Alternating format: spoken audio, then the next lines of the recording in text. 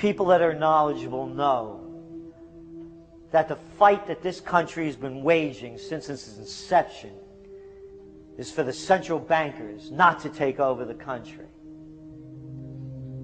And that's why people like Andrew Jackson were elected. And that's why people revere people like Thomas Jefferson and others. The takeover has happened, and it's a corporate takeover. Agents of the Bank of England attempted to assassinate President Andrew Jackson on multiple occasions because of his resistance against a private central bank being set up in the United States. And it was something that Abraham Lincoln warned. And this is, by the way, why I believe he was assassinated. This is the Lincoln quote. The money powers prey upon the nation in times of peace and conspire against it in times of adversity. It is more despotic than monarchy, more insolent than autocracy, more selfish than bureaucracy. I see in the near future a crisis approaching that unnerves me and causes me to tremble for the safety of my country. Corporations have been enthroned. An era of corruption will follow, and the money power of the country will endeavor to prolong its reign by working upon the prejudices of the people until the wealth is aggregated in a few hands and the republic is destroyed. Wall Street has killed Main Street. So I know how unpopular it is to be seen as helping banks right now, especially when everyone is suffering in part from their bad decisions. I promise you, I get it. Up until about the Kennedy assassination and the beginning of the war in Vietnam, the United States is a very powerful engine for world progress. It's the assassinations, the Kennedy assassination, and the others in the 1960s, the beginning of the Vietnam War, and the beginning of the absolute domination of the Wall Street Group over every other interest. Nobody else counts except the Wall Street money masters. That has now made the United States into no longer a force for progress, but something very different, often a force for destruction in the world. The military-industrial complex has taken over the country along with the Wall Street gang. If you look also at the people that Obama has put on his appointments list, it's all Wall Street. It's government of Wall Street, by Wall Street, and for Wall Street. There's nobody from heavy industry. There's nobody from the auto sector, nobody from Silicon Valley, nobody from big oil, nobody from defense, no labor, no women, no retirees, no small business, nothing. It's pure Wall Street. The only people who have a voice in Obama's councils are Wall Street finance oligarchs. That's all there is. Nobody else counts for anything under Obama. It's the most extreme Wall Street administration we've ever had. Before his death, President Woodrow Wilson apologized to the public, regretting that he had been deceived by a group of international bankers, and the country's financial system had fallen into their iron grip via the Federal Reserve Act of 1913. Whether sought or unsought by the military-industrial complex, the potential for the disastrous rise of misplaced power exists and will persist. Dwight D. Eisenhower, he warned the people that the military-industrial complex was taking over the country. Only 3 years after leaving office, President Eisenhower's prophetic warning concerning the threat posed to our system of government by the military-industrial complex came to pass. President John F. Kennedy had enraged the entire elite network.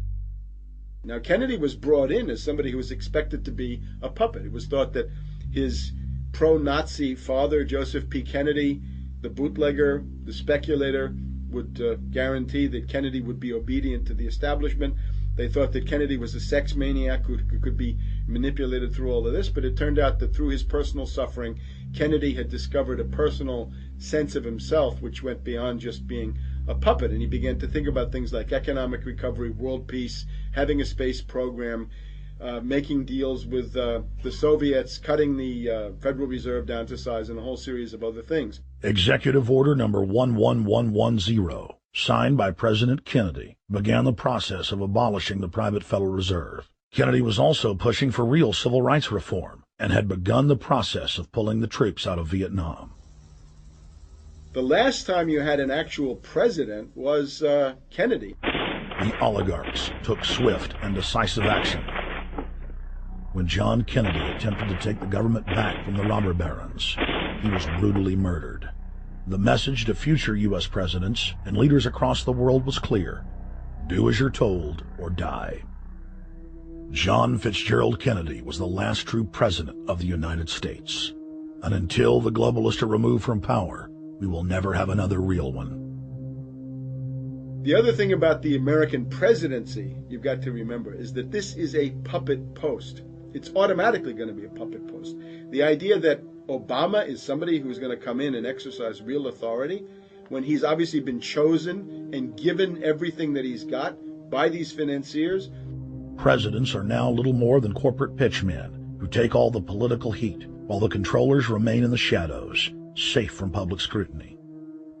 Hip-hop icon KRS-One is not just known for selling millions of albums. He has led a tireless crusade against youth violence and has been a strong voice for human rights. If they controlled it before, what makes you think they're not controlling it now? The country was on a verge of revolution. They threw a black man up. Now we like this. They give him the money, they give him the bundling, they give him vote fraud, they give him the media whores, they give him goons, they even have elected officials making threats to put people in jail if they criticize Obama in public. All of this is the mark of a puppet. And that means that he is a puppet, actually more of a puppet than anybody else, more of a puppet than Mrs. Clinton would have been, even more of a puppet than McCain. He's the maximum puppet that we've had, certainly since Jimmy Carter. They put a black face on the New World Order, and now we all happy. KRS ain't buying it. In the real executive power structure, the president serves the military-industrial complex, itself owned by the international bankers. If there's a revolution, the population just throws out the prime minister or president. The elite stays in power because the public is never aware of who the real enemy is. In Evian, France in 1991, standing before the Bilderberg Group, the apex of the world government power structure, David Rockefeller defined the New World Order as a system of world government serving the international banking elite. For decades, the banker-owned media would attack anyone who dared to warn the public that a dictatorial world government was being constructed right under their nose, and that national sovereignty was being deliberately destroyed. And now, after years of denial, the media and the elite themselves are proudly announcing that not only is world government real, but it is the answer to the financial crisis that they carefully engineered. Suddenly, the Wall Street Journal tells us that the North American Union is here, and that getting rid of the dollar for a common currency with Canada and Mexico is good. The Financial Times of London, published by a member of the Bilderberg Group, crowed that a dictatorial world government had been kept in the shadows for our own good, and that it was now time for it to emerge from behind the curtains of national security.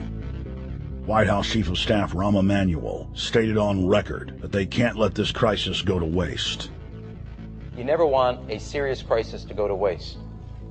And what I mean by that, it's an opportunity to do things that you think you could not do before.